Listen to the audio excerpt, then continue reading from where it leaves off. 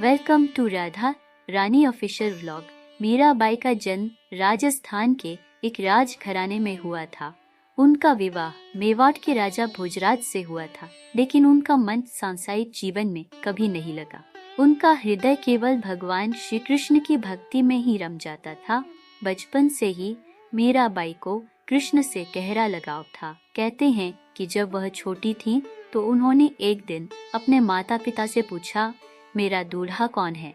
उनकी माता ने मजाक में एक कृष्ण मूर्ति दिखाकर कहा, ये हैं तुम्हारे दूल्हे। इस दिन से मीरा ने श्री कृष्ण को अपना सर्वस्व मान लिया। मीराबाई का कृष्ण के प्रति प्रेम सांसारिक प्रेम से परे था। उन्होंने कृष्ण को न केवल भगवान के रूप में बल्कि अपने पति, मित्र और सखा के रूप में भी देखा। विवाह के बाद भी उनका मन हमेशा भगवान कृष्ण की भक्ति में डूबा रहता था। उन्होंने सांसारिक बंधनों और समाज की परवाह किए। उनके द्वारा गाए गए भजन और पद आज भी गहरे आध्यात्मिक अर्थों से भरे होते हैं। मीराबाई का जीवन समाज के बंधनों और परंपराओं के खिलाफ जाने की एक मिसाल है। जब उनका पति युद्ध में मारा गया, समाज ने कई तरह के प्रतिबंध लगाए। राजघराने की मर्यादा के अनुसार विधवा होने के बाद मीरा को एक सीमित जीवन जीना था, लेकिन मीरा ने समाज के इन बंधनों को नहीं माना। उन्होंने अपने मन की स्वतंत्रता को महत्व दिया और अपनी भक्ति में लीन रही। उनका मानना था कि वह कृष्ण की पत्नी है और उनके प्रति उनकी निष्ठा अमर है। मीराबाई के भक्ति पथ पर चलने से उनके परिवार और समाज ने उन्हें बहुत विरोध किया। न कि ससुराल वाले नहीं चाहते थे कि एक राजघराने की बहू इस तरह से कृष्ण की भक्ति में लीन होकर सामाजिक मर्यादाओं तोड़े। कई बार उन्हें मानसिक और शारीरिक कष्ट भी सहने पड़े, यहाँ तक कि उन्हें जहर देकर मारने की भी कोशिश की गई। लेकिन भगवान श्री कृष्ण की कृपा से मीराबाई हर बार बच गई। मीराबाई की भक्ति ने उन्हें समाज की सारी सीमाओं और बंधनों से मुक्त कर दिया। वह अक्सर कृष्ण के मंदिरों में जाकर नृत्य और गान करती थी। उनकी भक्ति ने उन्हें मानवीय कष्टों और पीड़ाओं से परे कर दिया। वह मानती थी कि इस संसार में कुछ भी स्थायी नहीं है, केवल भगवान की भक्ति ही सत्य और अमर है। तो और पदों में उनकी आत्मा की पुकार और भगवान के प्रति उनका अडिग विश्वास झलकता है।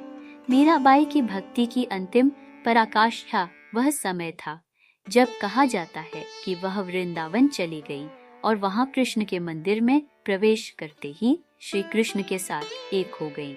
ऐसा कहा जाता है कि मंदिर के द्वार बंद थे, लेकिन मीराबाई के समर्पण और प्रेम के कारण द्वार अपने आप खुल गए और वह मूर्ति में समाहित हो गई। इस घटना ने उनकी भक्ति और कृष्ण के प्रति उनके प्रेम को अमर बना दिया। मीराबाई की भक्ति और प्रेम ने भारतीय भक्ति साहित्य और पद आज भी भारतीय शास्त्रीय संगीत और भक्ति संगीत का एक महत्वपूर्ण हिस्सा है। उन्होंने भक्ति को नए आयाम दिए, जिसमें भक्त और भगवान के बीच का संबंध प्रेम और समर्पण के रूप में देखा जाता है।